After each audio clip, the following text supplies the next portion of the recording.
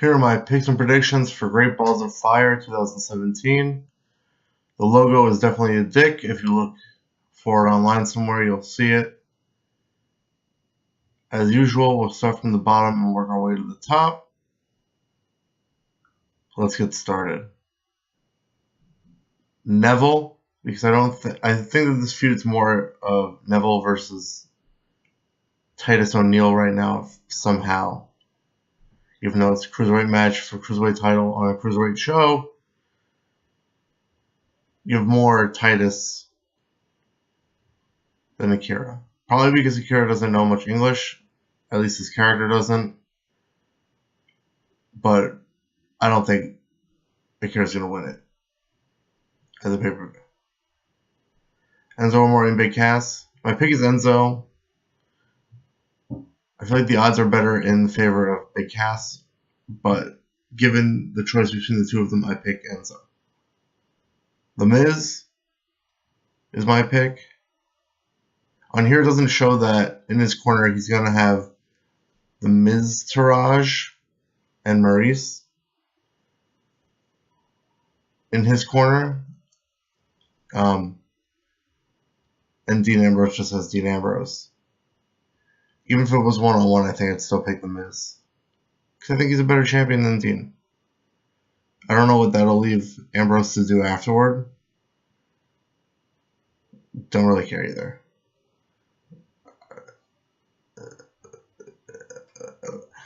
Raw Tag Team Championship match. Cesaro and Sheamus versus the Hardys in a 30-minute Iron Man match. I think the stipulation of it being a 30-minute Iron Man match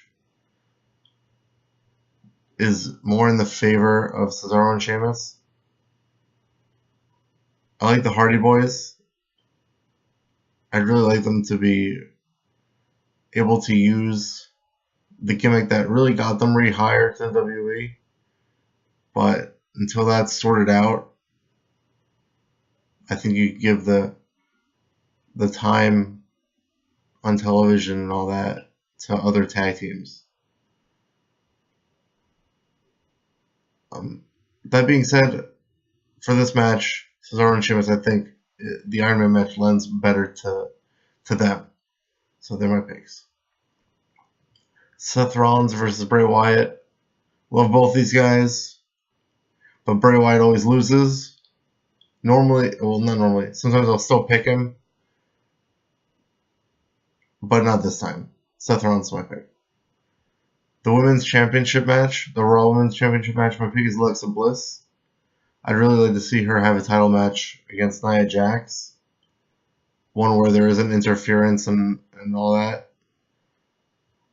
So my pick is Alexa Bliss.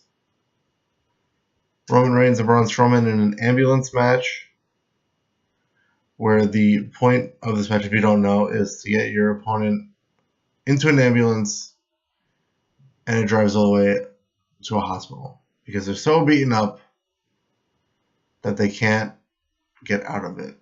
They can't manage to open a door and roll out or crawl out or whatever. My pick for this match is Braun Strowman.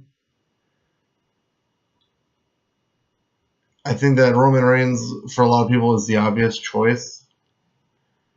If you read dirt sheets or anything like that, there's always plans for him to go and main event, I think, at this point with Brock Lesnar at SummerSlam. I don't care.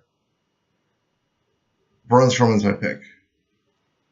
And finally, the Universal Championship match of Brock Lesnar versus Samoa Joe. When they had the match to determine the number one contender, my pick was Joe because he could credibly lose to Brock Lesnar and put on a good match or whatever. I don't know what it was with this last 2 weeks where I started to think that Samoa Joe could actually win it, which made my pick from my obvious choice of Brock Lesnar a month ago, 2 months ago, however long it was. So 2 weeks ago, me thinking Samoa Joe could do it. I don't know if it's if there's been a character change or something for Brock Lesnar. a lot of I've seen online people saying that Joe's the baby face in this all of a sudden. I don't think that's the case. I think they would still both be heels. I don't think you need to turn one from a heel to a face.